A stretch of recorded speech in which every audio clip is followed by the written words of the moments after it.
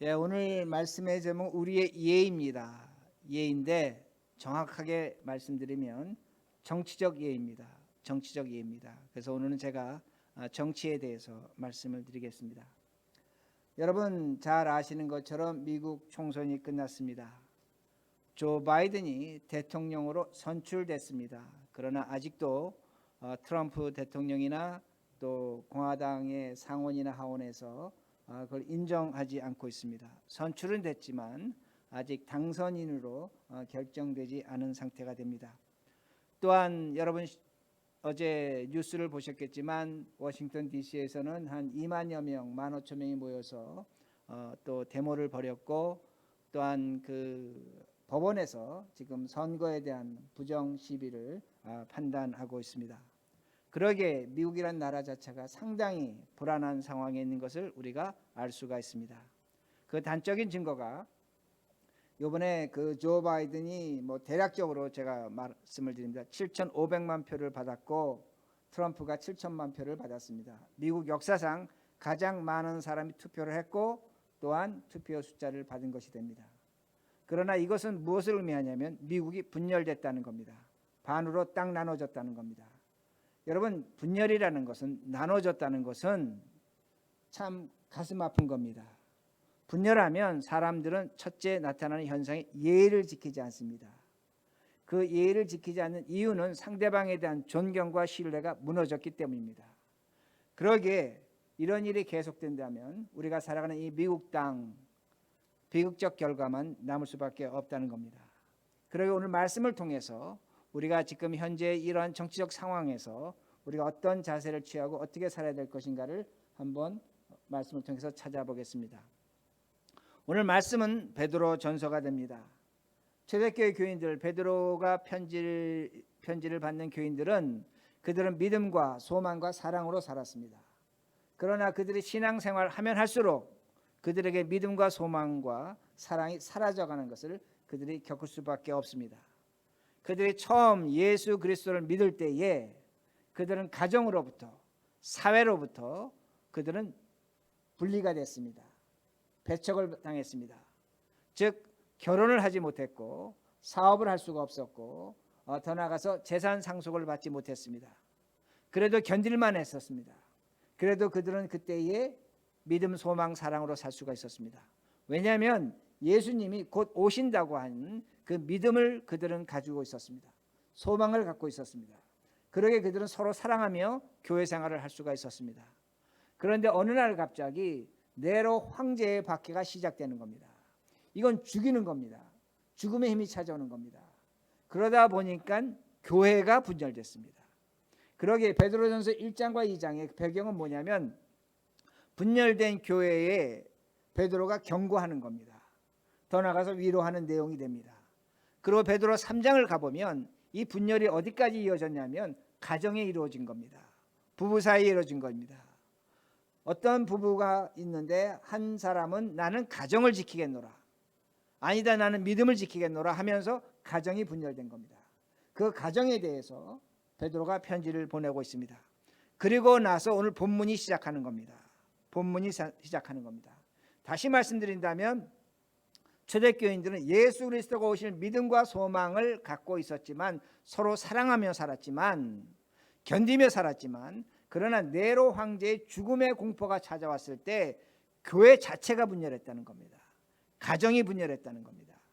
그러기에 그런 교인들에게 베드로가 편지를 보내고 있습니다. 베드로전서 1장 3장 8절에 오늘 이렇게 말씀이 나타납니다. 베드로전서 3장 8절입니다. 우리 한번 보겠습니다. 제가 했습니다.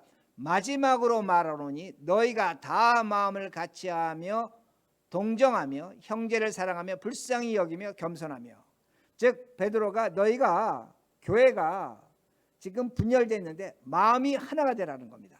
서로 불쌍히 여기라는 겁니다. 서로 동정하라고 그렇게 말씀합니다. 그러나 저 편지를 받는 교인들은 그렇게 하지를 못했습니다. 좀 전에 말씀드린 것처럼 죽음의 힘이 너무나 강했기 때문에 서로 사랑할 수가 없었습니다. 동정할 수가 없었습니다. 그리고 더 나아가서 마지막 절에 뭐라고 말씀하면 겸손하라고 했는데 겸손할 수 없었다는 겁니다. 그런데 오늘 제가 설교드리는 가장 중요한 내용은 마지막 부분입니다.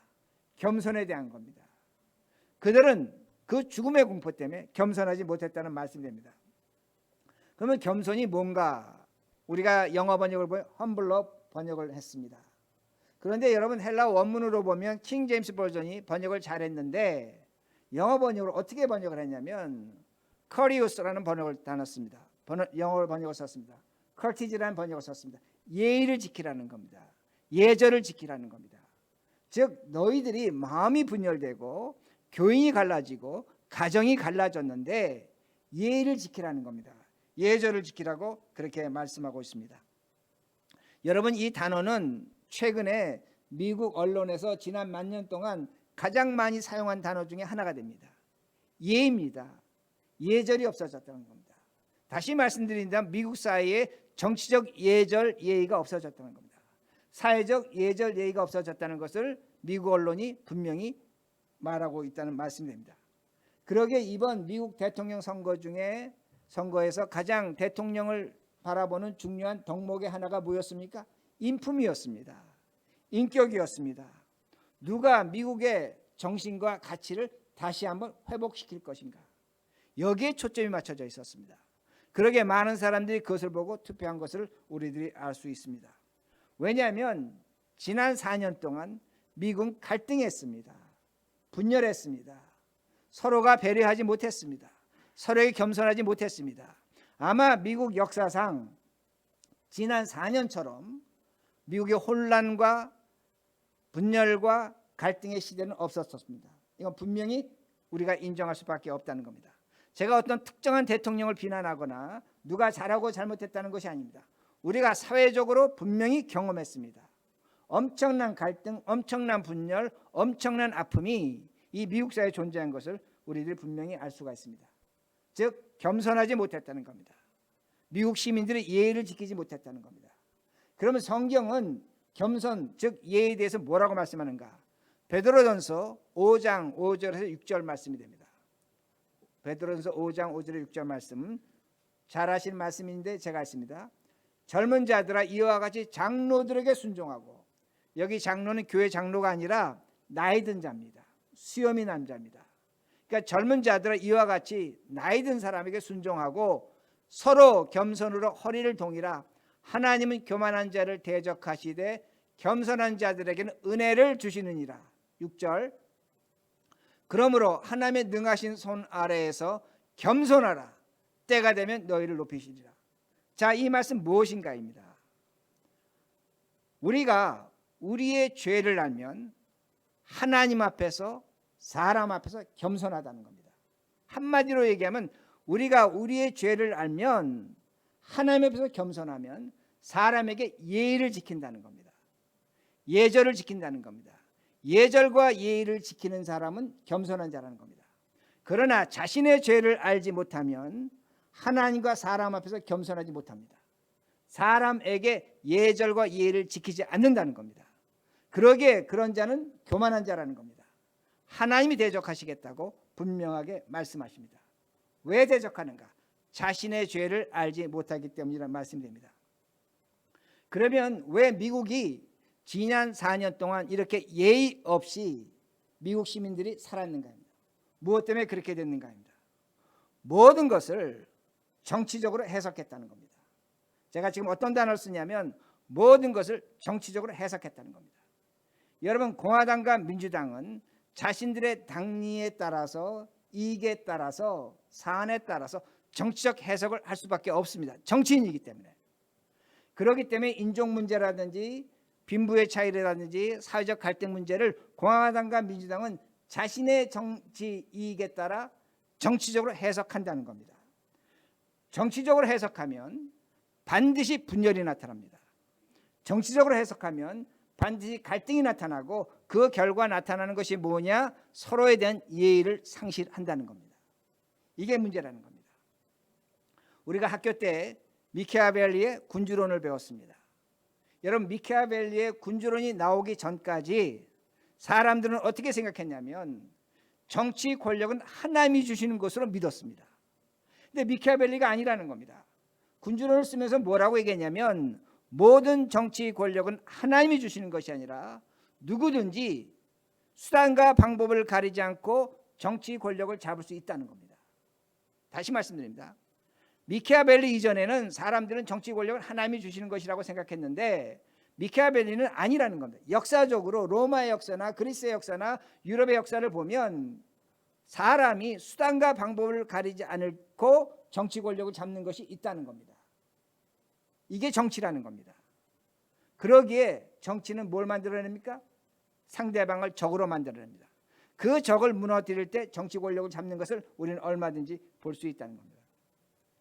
그러기에 우리가 2020년에 미국에 살아가지만 공화당의 선이 민주당의 악입니다. 민주당의 악이 공화당의 선이 되는 겁니다. 우리가 이런 세상 살아가는 겁니다. 그러기에 나와 정치적인 견해가 다른 매스미디어가 어떤 언론의 소식을 전하면 뭐라고 얘기하냐면 이제는 일반 대중 서민들도 페이크 뉴스라고 합니다. 가짜 뉴스라고 합니다. 여러분 죄송스럽지만 제가 미국에서 몇십 년 살았지만 4년 전 이전에는 어떤 뉴스를 두고 페이크다 가짜라는 말을 들어본 적이 없습니다.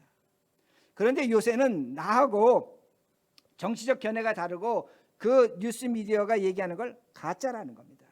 페이크라는 겁니다. 우리가 이런 시대에 살고 있다는 겁니다. 나와 정치적 견해가 다르면 적입니다. 그런데 나와 정치적 견해가 같으면 그 사람이 거짓말하고 사람을 조롱하고 멸시하고 분열하고 정말로 비인간적으로 만들어낸 그 말을 맞다고 얘기하는 겁니다. 이게 이 시대입니다. 왜 이렇게 됐는가? 모든 걸 정치적으로 해석한다는 겁니다. 일반 대중 서민마저 정치적으로 해석하기에 오늘 이런 시절을 우리가 살고 있다는 겁니다. 그럼 이런 일에 누가 가장 앞서고 있는가? 정치인은 당연합니다. 왜? 정치적 권력을 잡는 것이 그들의 목적이기 때문에.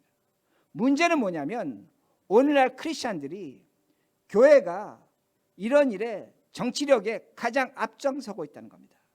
여기에 빠져 있다는 것을 우리들이 알 수 있다는 겁니다. 그런데 정치라는 것은 여러분 한문 그대로 바르게 다스리는 겁니다. 정치라는 것은 예의가 있는 겁니다. 이걸 우리 지금 잘못 이해하고 있다는 겁니다. 여러분 제가 이걸 이렇게 설명드립니다. 고대 그리스 도시를 폴리스라고 합니다. POLIS. 그런데 우리 기억나시죠? 아크로폴리스 하면 높은 언덕에 있는 도시가 됩니다. 그런데 그 당시에 철학자 아리스토텔레스가 있었습니다. 아리스토텔레스는 모든 분야에 대한 책을 썼습니다. 식물, 동물, 교육, 윤리, 도덕 모든 분야에 대한 책을 썼는데 그 사람이 쓴 책 중에 하나가 폴리티카라는 책이 있습니다. 당시 도시, 국가에 대한 정치 구조를 쓴 겁니다. 폴리티카를 썼습니다. 근데 그 폴리티카의 단어에 의해서 폴리틱, 정치라는 단어가 유래된 겁니다. 그러니까 지금 우리가 정치할 때 폴리틱이라는 단어 쓰는데 그 단어가 폴리티카에서 나왔다고 학자들은 그렇게 보고 있습니다. 그런데 정치인은 누구인가 합니다. 백성을 대표하는 자들입니다. 백성을 대표하는 자들은 생각하는 겁니다. 예의가 있어야 되는 겁니다. 상대방을 배려하는 겁니다. 권위와 진지함이 있어야 되는 겁니다. 이게 정치인입니다. 그래야지 백성의 대표자가 되지 않습니까? 그러다 보니까 당시에 백성의 대표자가 되는 사람들은 자신들을 갈고 닦았습니다. 연마했습니다. 그 단어에서 뭐가 나오냐? 폴리시라는 단어가 나왔습니다. POLISH. 갈고 닦는다는 겁니다. 내 때를 버리고 내가 새롭게 깨끗한 사람이 돼서 백성의 대표자가 되겠다는 겁니다. 폴리시라는 단어가 나왔습니다. 근데 그 폴리시에서 어떤 단어가 나오냐면 polite, 예의라는 단어가 나왔습니다.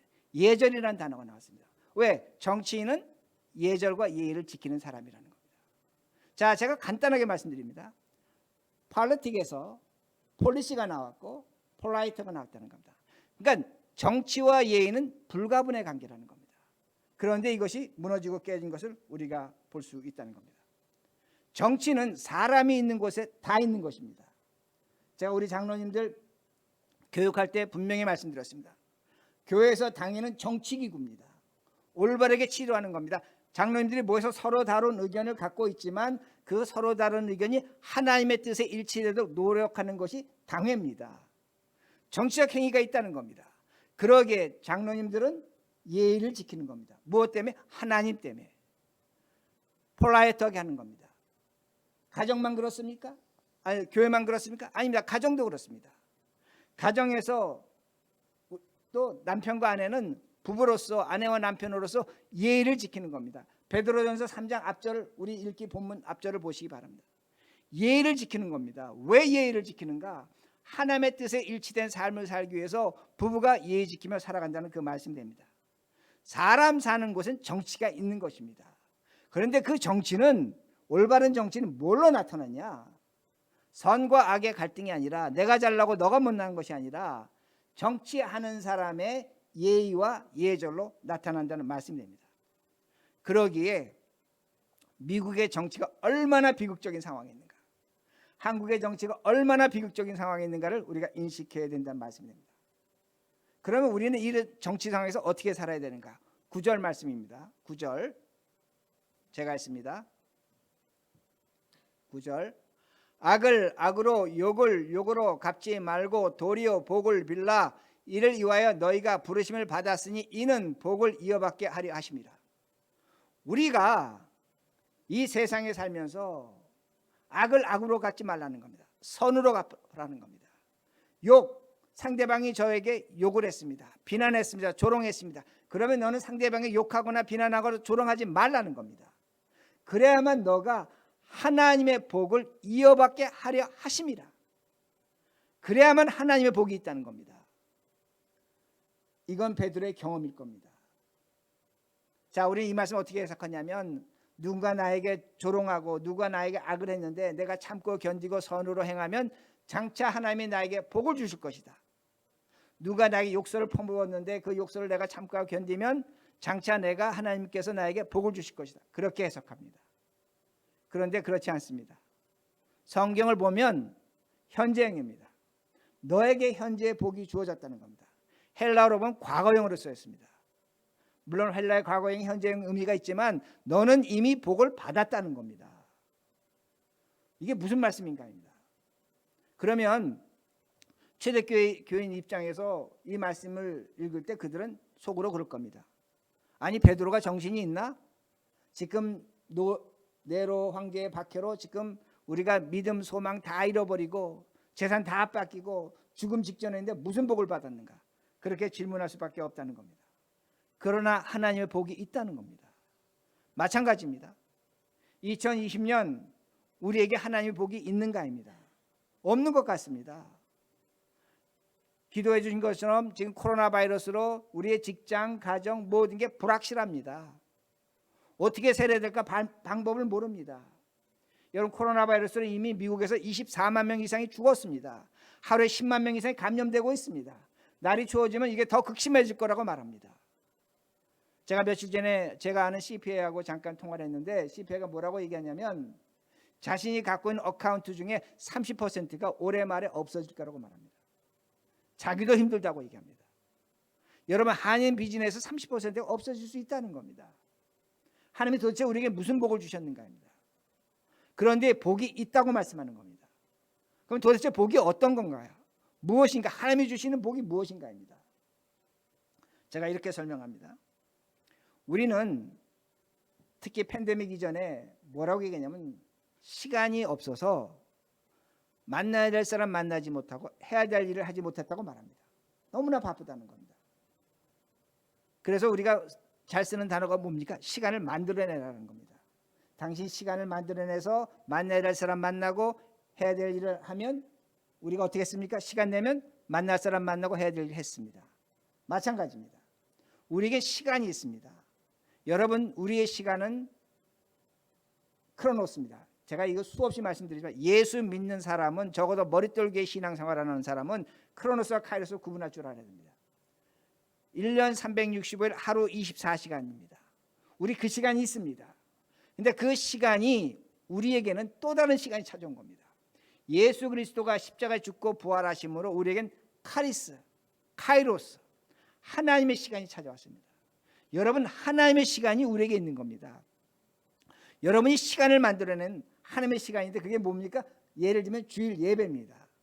여러분이 다른 사람과 세상 사람 똑같은 1년 365일 살아가지만 매 주일마다 시간을 내서 예배를 드린다는 것은 하나님의 시간 속에 여러분이 있다는 겁니다. 마찬가지라는 겁니다. 여러분이 정말로 하나님의 복을 찾기를 원한다면 여러분의 시간 속에 하나님의 은혜의 시간을 꼭 만드셔야 됩니다. 그 하나님의 은혜의 시간은 무슨 시간이냐면 나를 생각하지 않는 겁니다. 사람을 생각하지 않는 겁니다. 나의 가난, 나의 질병, 나의 고통, 아픔을 생각하지 않는 겁니다. 오로지 뭐만 생각한다? 하나님만을 생각하는 겁니다. 여러분이 그 시간을 꼭 만드셔야 됩니다. 오늘 우리가 삶을 살아가면서 이 시간만은 내가 하나님과의 만남의 시간, 하나님만의 시간이라고 그렇게 들으셔야 된다는 겁니다. 그렇게 되면 그 시간이 변합니다. 은혜의 시간으로 변합니다. 꼭 그렇게 하시기 바랍니다. 예배 시간만 있는 것이 아니라 여러분에게 주어진 그 시간 10분이든 30분이든 1시간이든 1분이든 한순간만이라도 그 시간을 하나님께 드리시라는 겁니다. 그러면 그 시간이 은혜의 시간이 되는 겁니다. 하나님의 복이 나타납니다. 하나님이 나타납니다. 하나님이 느껴집니다. 그러나 하나님은 나타나진 않습니다. 신비한 시간입니다. 모든 것이 감사합니다. 모든 것이 기뻐합니다. 기쁩니다. 그리고 세상은 변하지 않았지만 내가 달라져 있습니다. 내가 달라진 내가 세상을 바라보면 세상이 또 달라져 있는 겁니다. 여러분 이 시간이 있는 겁니다. 이 복이 우리에게 있다는 말씀입니다. 그러기에 우리에게는 이 복을 여러분 찾으셔야 합니다. 이미 주어진 복이고 이미 우리 시간 속에 있는 복이라는 말씀이 됩니다. 그러면 이 복을 알고 사는 우리는 어떻게 살아야 되는가? 10절입니다. 10절 제가 했습니다. 우리 이 말씀 전 참 좋은 말씀이라고 생각하는데 한번 같이 한 목소리를 읽겠습니다. 시작. 그러므로 생명을 사랑하고 좋은 날 보기 원하는 자는 혀를 금하여 악한 말을 그치며 그 입술로 거짓을 말하지 말고. 아주 짧은 말씀이지만 제가 쉽게 풀면 이런 말씀입니다. 너 정말로 행복하기 원하냐? 너 정말로 인생을 기쁘게 살기 원하냐? 한마디로 거짓말하지 말라는 겁니다. 한마디로 예의를 지키라는 겁니다. 악한 말 하지 말라는 겁니다. 그러면 너는 행복하고 기쁘고 감사하게 살 수 있다는 겁니다. 너가 갖고 있는 시간이 하나님의 은혜의 시간으로 변할 수 있다고 그렇게 말합니다. 미움과 질시와 분노와 악한 말을 하지 말라는 겁니다. 제가 이렇게 예를 듭니다. 여러분 2차 세계대전 때 히틀러가 독일을 망하게 했습니다. 히틀러가 정권을 잡을 때 가장 먼저 한 것이 뭐냐면 독일인들에게 유대인에 대한 미움을 심어줬습니다. 거짓말했습니다. 미움을 심어줬습니다. 저들이 우리의 돈을 착취해간다. 저 유대인들이 독일의 정신을 파괴한다 라고 그렇게 말했습니다. 근데 놀라운 건 뭔 줄 아십니까? 독일인들이 그때 그 마음속에 그 생각을 하고 있었습니다. 그 어느 정치인도 그걸 건드리지 않았습니다. 근데 누가 건드렸습니까? 히틀러가 건든 겁니다. 히틀러가 그 말을 할 때 독일인들이 속으로 열광했습니다. 열광하다 보니까 당시에 루터란 교회와 많은 독일 사람들이 히틀러의 믿음을 지지했습니다. 그 미움을 받아들였습니다. 오로지 소수의 고백교회가 있습니다. 고백교회가 있습니다. 그 고백교회만이 히틀러가 틀렸다 하고 거부하고 저항했습니다. 그러나 당시에 대부분의 독일인들은 히틀러의 그 말, 그 한마디 긁어준 것, 그 말에 동감을 했습니다. 여러분 2차 세계대전 직전에 독일은 유럽의 최고의 지성국가입니다. 문학과 철학과 과학과 어느 것 하나 당시 유럽의 최고의 국가였습니다. 비록 1차 대전에 졌지만 최고의 국가였습니다. 그런 사람들 마음속에 뭐가 심겨졌습니까? 미움이 심겨진 겁니다. 거짓말이 심겨진 겁니다. 그럴 때 그들은 유대인 600만을 학살합니다. 아주 쉽게 죽입니다. 그 결과 어떻게 됐습니까? 독일 사람들은, 독일 후손들은 지금도 그 선조들의 죄값을 치르고 있는 것이 역사적 현실이라는 말씀됩니다. 문제는 뭐냐? 2020년에 미국에 이런 일이 일어나고 있다는 겁니다. 여러분 제가 지금 이렇게 말씀드리는 것은 어떤 정치인을 좋아하고 싫어한다고 절대로 생각하지 마시기 바랍니다. 저는 목회자입니다. 여러분 지금 미국에 어떤 일이 일어나고 있는가 합니다. 미국이 세계 최고의 정치와 군사력을 갖고 있지만 미국 국민 속에 미움과 거짓이 심겨진다면 미국은 반드시 망합니다. 미국이라고 오래 갈 것 같습니까? 미국의 정치, 군사, 경제, 저 수많은 땅들, 수많은 그 많은 자원들 갖고 있어서 미국은 망하지 않는다. 양쪽이 바다로 있어서 적들이 침입하지 않는다. 천연적인 지혜의 조건을 지정학적 위치를 갖고 있다라고 말합니다. 아닙니다. 미국 스스로가 망할 수 있습니다. 누군가를 미워하고 그 거짓말을 받아들일 때 미국은 망할 수밖에 없다는 말씀이 됩니다. 여러분, 일부 기독교 교회, 일부 신자들은 한국교회도 마찬가지입니다. 히틀러와 같은 사람의 말을 받아들입니다. 분열과 아픔과 조장과 인간 멸시하고 조롱하는 그 말을 진심으로 받아들이고 있다는 겁니다. 하나님의 사람이라고 그렇게 말하고 있다는 겁니다. 이게 도대체 말이 되는가입니다. 정말로 예수를 믿는다면 예수 믿는 사람 입에서 이런 얘기가 나올 수 있는가입니다. 그러기에 오늘날 교회가 미움과 갈등을 조장하는 사람들을 맹목적으로 지지하고 있다는 겁니다. 하나님을 전혀 두려워하지 않고 있다는 겁니다. 이렇게 되면 그 미움과 증오가 그 사람들의 이데올로기가 된 겁니다. 여러분, 죄송스럽지만 이데올로기하고 믿음은 굉장히 유사합니다. 구분이 잘 안 됩니다. 근데 여러분, 이데올로기에서 무슨 단어가 나오는 줄 아십니까? 이디엇입니다. 이데올로기에 빠지면 바보 멍청이가 된다는 겁니다. 예수를 믿는데 자신의 정치적 심년에 빠져버리면 그 사람 하나님 믿는 게 아닙니다. 하나님 보실 땐 그 사람 바보 멍청이라는 겁니다. 분명히 여러분 기억하셔야 됩니다. 그러기에 교회에서 정치적 얘기를 가급적 금하는 게 뭐냐면 바로 이런 부분입니다. 얘기가 나오면 예의가 사라지는 겁니다. 상대방을 적으로 만들어버린다는 겁니다. 그럼 우리가 어떻게 살아야 되는가? 11절입니다. 11절 제가 했습니다. 악에서 떠나 선을 행하고 화평을 구하며 그것을 따르라. 악에서 떠나는 겁니다. 미움과 갈등, 예의 없는 것에서 떠나는 겁니다. 그리고 선하게 살라고 말씀하는 겁니다. 그래야만 너에게 뭐가 주어진다? 화평, 하나님의 샬롬, 하나님이 주신 위로가 주어진다고 그렇게 말씀합니다. 다시 말씀드립니다. 예수 믿는 사람은 예의를 지켜야 됩니다. 부부간의 예의 지켜야 되고 친구간의 예절 지켜야 되고 부모 자식 간의 예의가 있어야 된다는 겁니다. 부탁드립니다. 무식하게 살지 마시기 바랍니다. 무식하게 살지 마시기 바랍니다. 여러분, 미국에 살다 보면 남의 집 잔디밭에 이렇게 지나가다 보면 사인이 하나 붙어 있습니다. Curb your dog. 네 개를 절제시키라는 겁니다. 자제시키라는 겁니다. 왜 그 사인이 붙어 있습니까? 이 개는 똑같은 자리에 똥과 오줌을 쌉니다. 항상 그 자리에 쌉니다. 그러다 보니까 그 집 잔디가 누렇게 죽어가는 겁니다. 그러니까 잔디밭 주인이, 집주인이 Curb your dog이라고 써붙였습니다. 당신의 개의 목줄을 좀 절제하십시오. 개를 절제시키십시오. 그런데 이걸 제가 질문합니다. 여러분 대답하시기 바랍니다. 개가 글을 읽습니까? 못 읽습니까? 못 읽어요. 그렇죠. 그러면 그 사인은 누가 읽는 겁니까? 개주인.